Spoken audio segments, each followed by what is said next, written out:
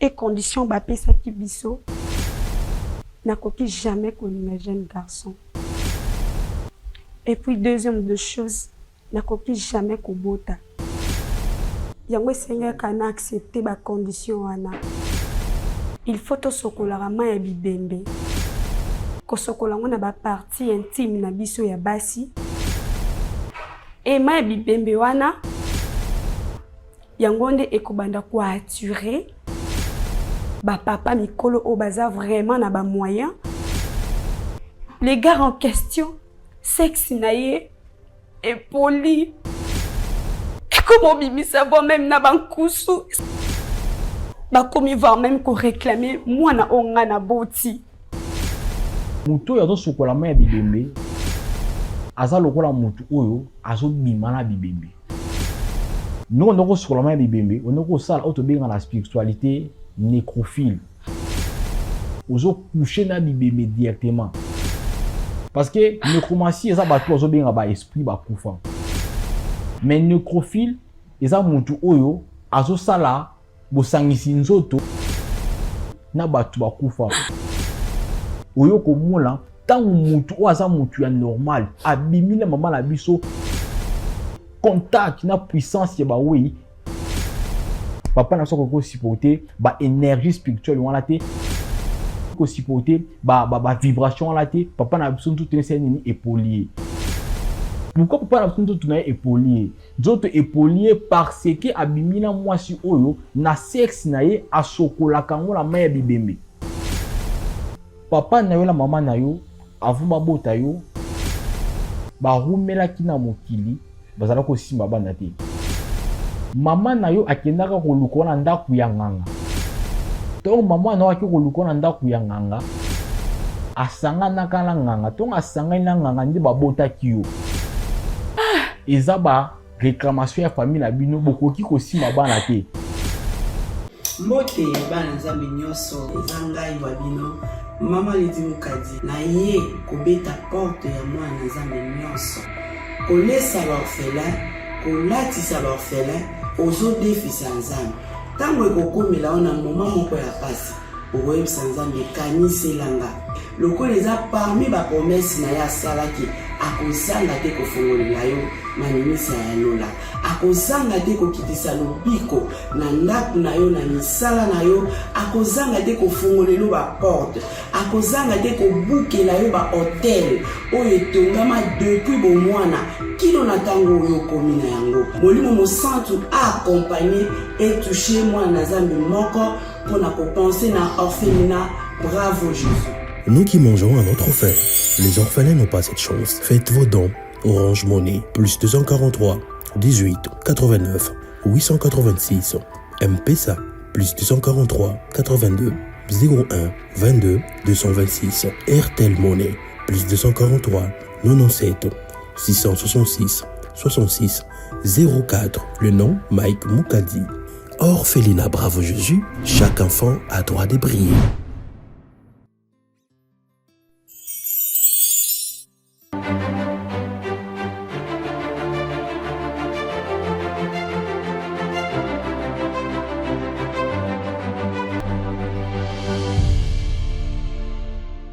Beauté, Balandia, chez Bisso Télévision, RL Plaisir de savoir que vous êtes tellement nombreux de nous suivre partout à travers le monde. Vous êtes au Canada, aux États-Unis, en France, partout à travers le monde. Merci pour votre confiance et la fidélité. Merci pour vos appels, vos messages, vos suggestions. C'est le vôtre Dinige Mosolo. Notre émission est intitulée Derrière les masques.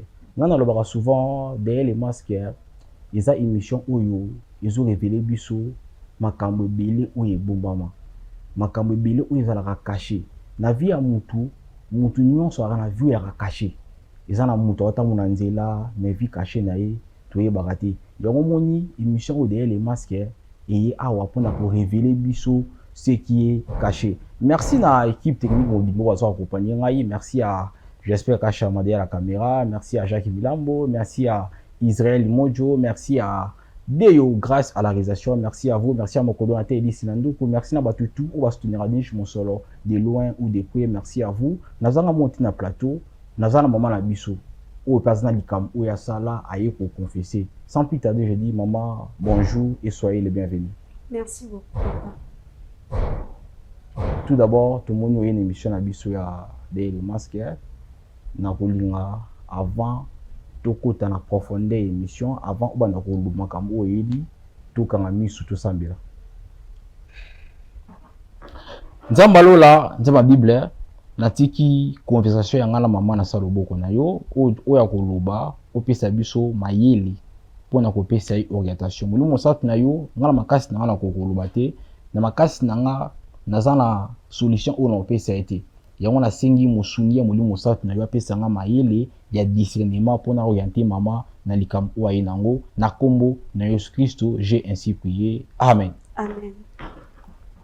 Maman, tu nous toyeba elo konye nemiyo na émission na biso ya derrière les masques. Ok, merci beaucoup, papa. Moi, personnellement, noyeba te na banda ndenge nini. Parce que le problème, il est qu'il y a vraiment ma casse. Et c'est la raison pour laquelle Naye Awa, pour que vous trouviez la solution. Naza une fille commerçante. Nabande nanga côté kamikate. La jeune fille il faut qu'on se débrouille quand même pour que tout le moyen pour survivre. C'était bon au début, la bande on s'est débrouillé très bien. Et ezaki na camarade nanga moko a influencé kinga na nzela ya mabe. Vu que na bande komona ye azaki tellement bien, elle vivait tellement très bien, azaki na bonne vie et amema kinga place oye abande koki de kozwa nyonso ona bande komona. Tokendaki place tokendaki baki kopesa biso ba condition et condition ba pesa ki biso. Première de choses, nakoki jamais connu un jeune garçon. Voilà place où il y a le match. Oui. Et puis deuxième de choses, nakoki jamais kobota. Yango ndezaki ba condition o ba pesa ki nga. Vi on azaki nango avant. Pour que si là, yango senga kana accepter ba condition wana. Et ayaki suko rajouter, il faut to sokola rama ya bibembe. Ko sokola ngona ba partie intime na biso ya basi. S'il vous plaît maman, olobi après ça qui ont des conditions. Première condition, eza ya kobimana ba papa mikolo. Donc nakoki jamais kobimana ba jeune garçon ya même génération que nga. Et deuxième condition, ezalaki que nakoki jamais kobota.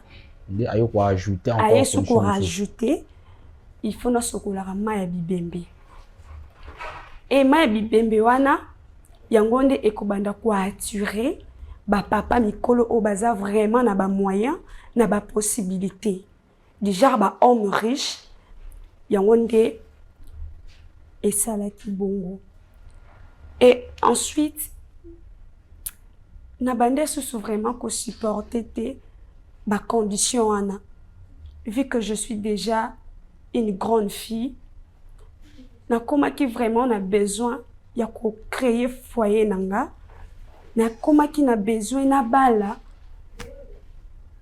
mobali oyo nga moko na lingi du genre mobala génération nanga. Mais ezaki vraiment impossible pour que na linga mobali oyo azaki na génération nanga. Et du coup, naeki ko tomber amoureuse ya jeune garçon moko na linga qui est vraiment makasi. Et bolingo nae esalaki que nabosa na même ba condition o ba pesa kinga. Naeki ko accepter ya ko bima nae. Mama, zala makasi. Batu bazolanda biso baza vraiment na besoin ya koyiba. Ya koyiba vraiment, sois forte. Ça l'effort, bota courage, bota makasi. olongandaku koyati awa si kobotaki makasi na osenga makasi wana o continuer nango po osilisa maloba o koloba po édifier esunga ndeko moko azotala biso. En fait, avant, je lui protégeais.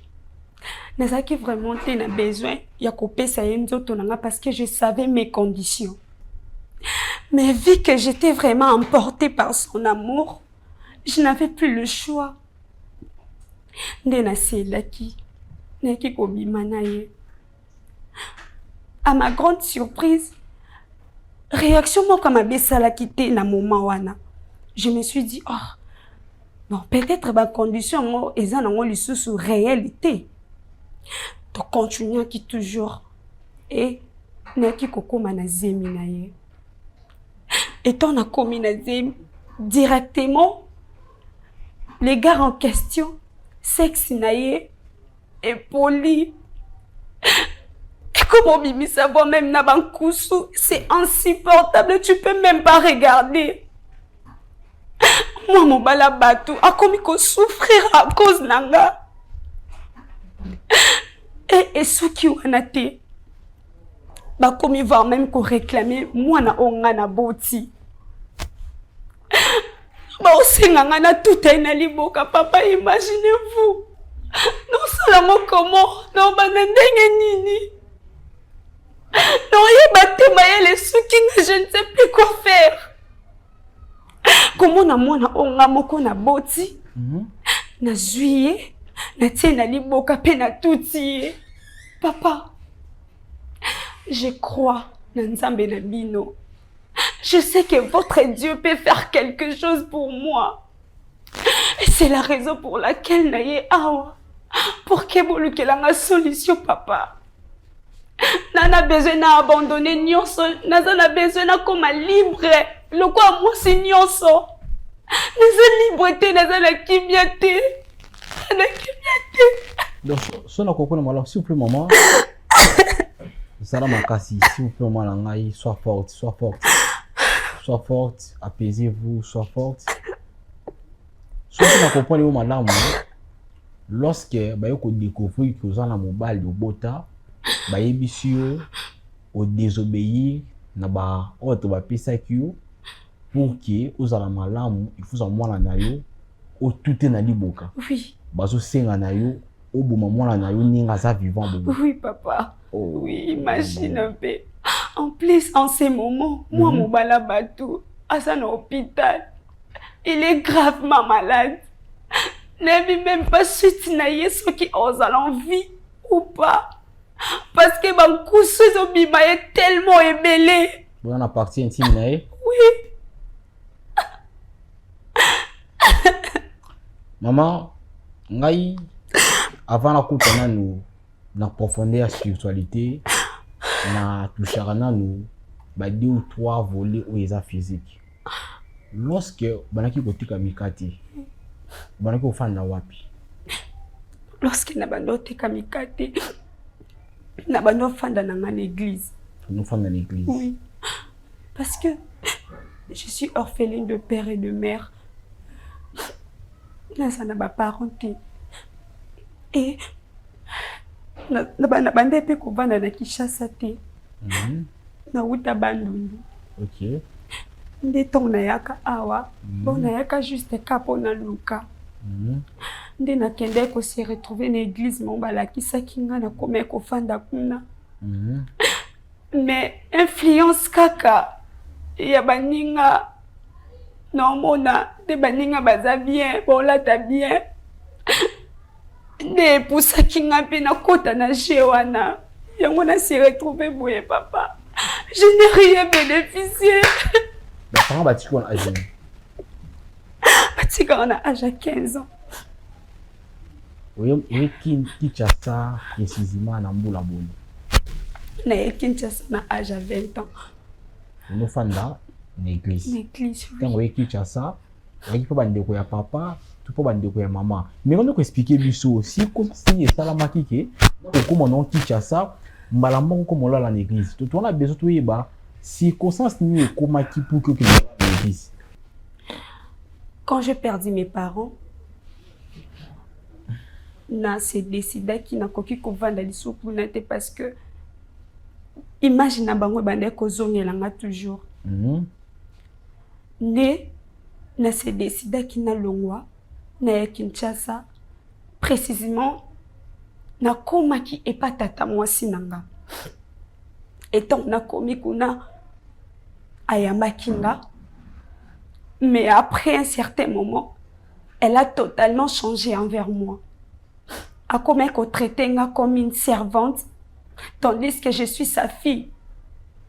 Et la pression, je n'arrivais plus à supporter. Et c'était la raison pour laquelle et en plus, mon bal a comme forcé à bimanaye. Comme Azaki mon balaton, je ne pouvais pas le faire. Yango na se décida ki na longwa. Étant na bande kobima en cours de route, na ki kokuta na serviteur de Dieu. Nde amema ki na église. Vu que souffrance est le cas qui moi mingi, non, je ne peux pas rester bras croisés. Je dois faire quelque chose. Nde na ki ko se retrouver na côté kamikate. Donc c'est ça. À travers le kamikate, nde ba makamu nyoso e komelinga. Papa, on a besoin de délivrance. Nakoki pour maman anangate, c'est mon sang. Nakoki te.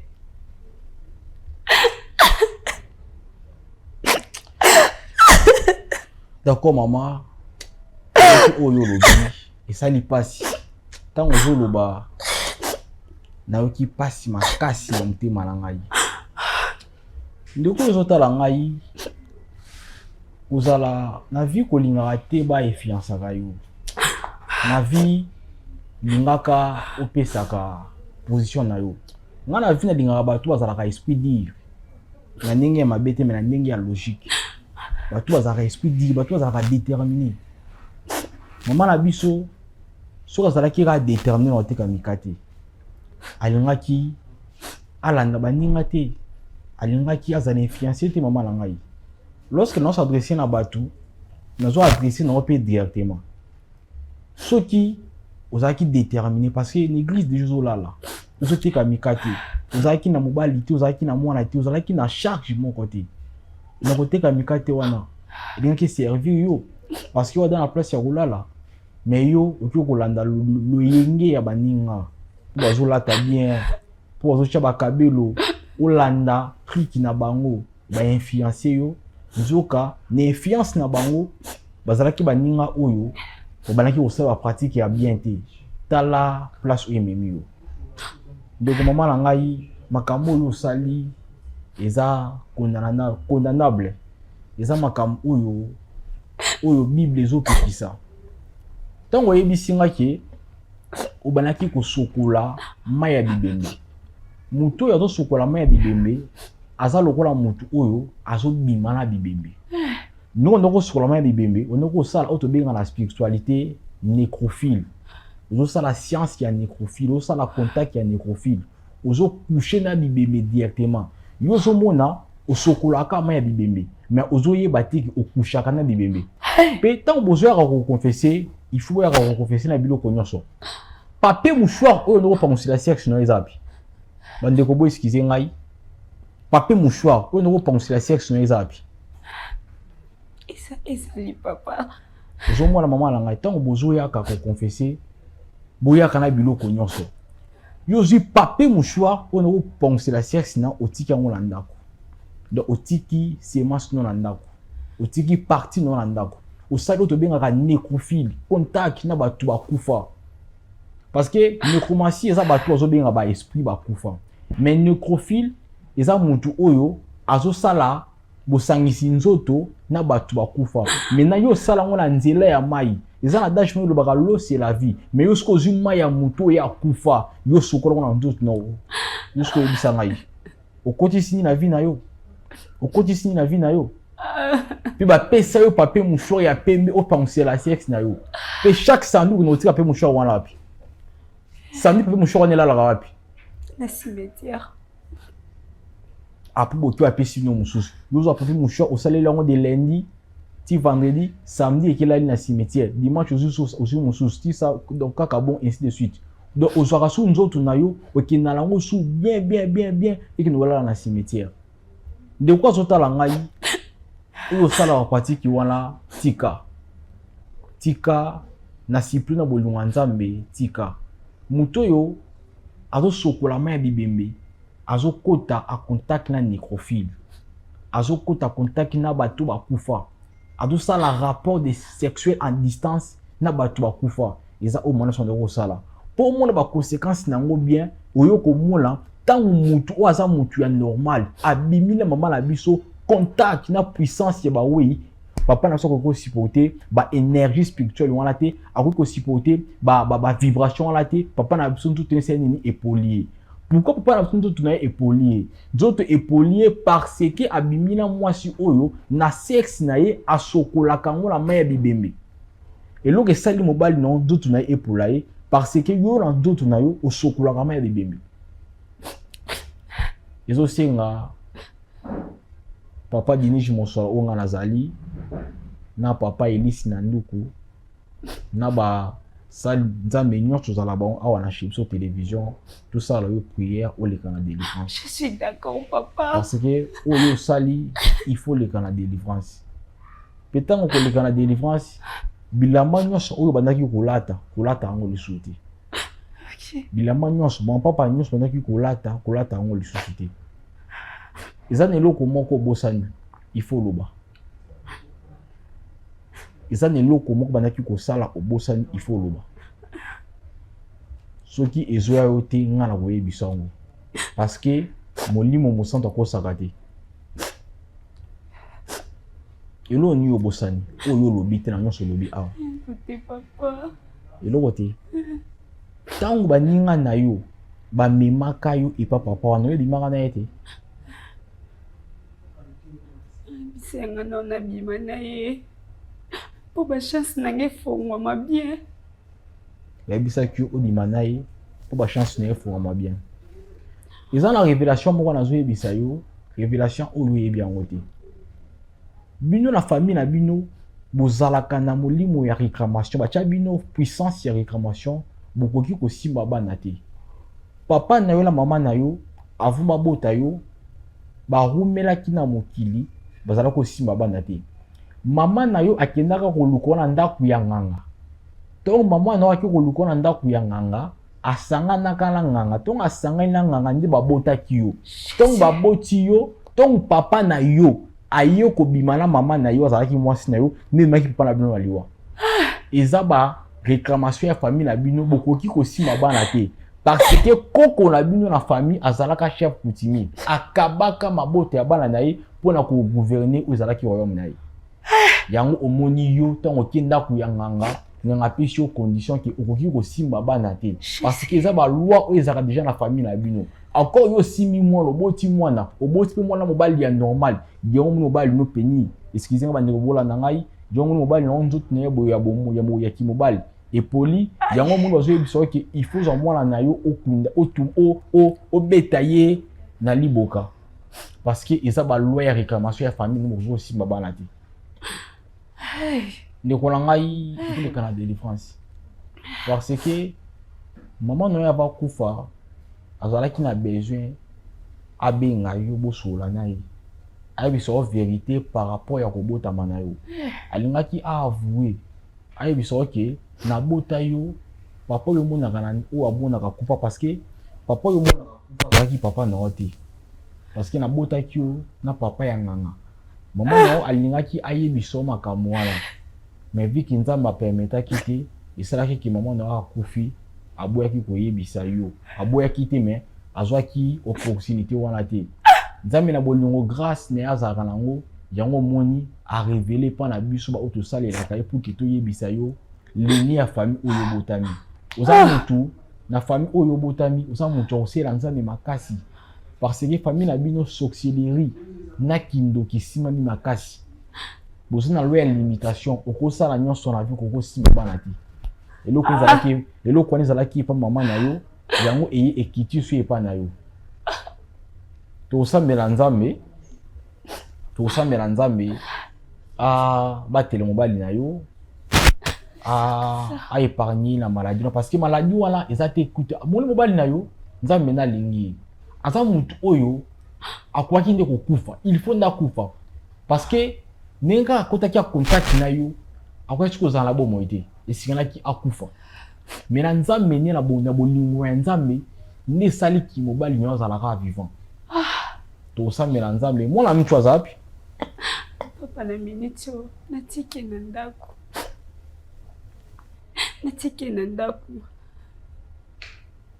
utike na ndako mobali naza na hôpital oui bandeko bozotala ngai boyeki makambo mama lobi eza makambo ya pasi makambo ya somo kotala jeune fille nga za boye asokolaka mai ya bibembe mpona attirance asokolaka mai ya bibembe mpo papa balinga ye bino papa oyo bomesana kobima na bana bato ya mike bosala très attention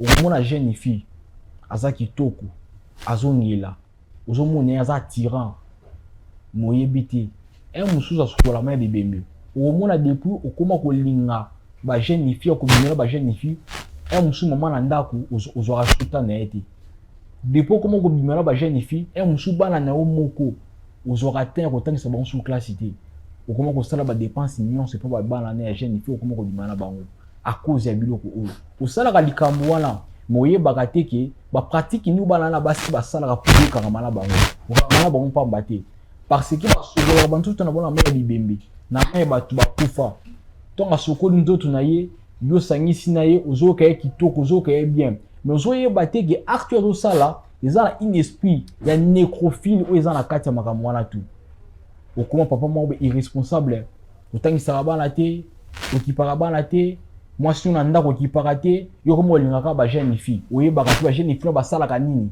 mais tala lelo oyo nzambe apermettre biso bajeune fille basalaka ndeko papa na ngo bosala makambo wana bapratike wana botika yo mpe moto otala ngai oza likambo oyo osala olinga oconfesse émission de le masque yango yaka oconfesse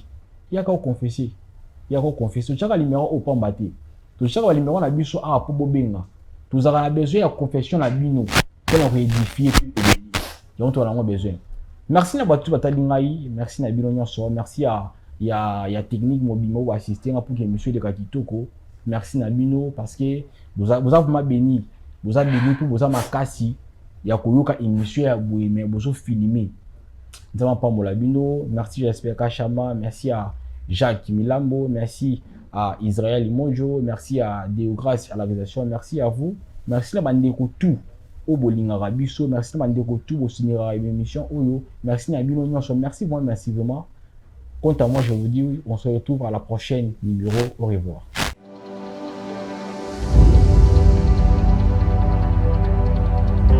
Juduric House, nulle part ailleurs, Katia Lubumbashi, na Golf Plateau, avenue Abidjan numéro 18.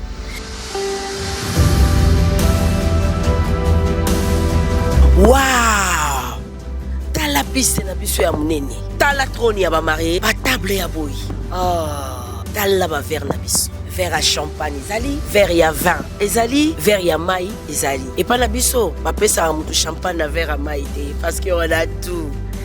Ah, ma protocole ya boye. Waouh! Voilà espace vert na biso. Bato baninga ba baby shower, ba événement baninga espace vert.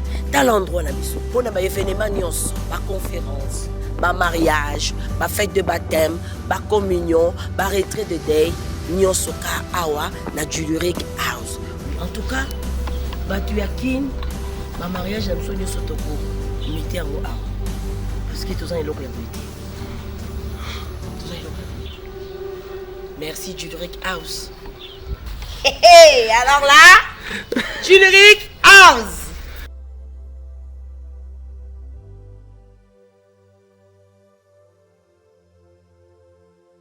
Mbote bana nzambe nyonso eza ngai wa bino mama Lidi Mukadi na ye kobeta porte ya mwana nzambe nyonso kolesa ba orphelin kolatisa baorphelin ozodefisa nzambe ntango ekokomela yo na moma moko ya pasi okoyebisa nzambe ekaniselanga lokola eza parmi bapromese na ye asalaki akozanga te kofongolela yo manimisa ya lola akozanga te kokitisa lobiko na ndako na yo na misala na yo akozanga te kofongolela yo baporte akozanga te kobukela yo bahotel oyo etongama depuis bomwana kino na ntango oyo okomi na yango molimo mosantu aakompagne etouche mwana na nzambe moko mpona kopense na orphelinat. Bravo Jésus. Nous qui mangeons à notre faim, les orphelins n'ont pas cette chance. Faites vos dons. Orange Money, plus 243 18 89 886. M-Pesa, plus 243 82 01 22 226. RTL Money, plus 243 97 666 66 04. Le nom Mike Moukadi. Orphelinat Bravo Jésus, chaque enfant a droit de briller.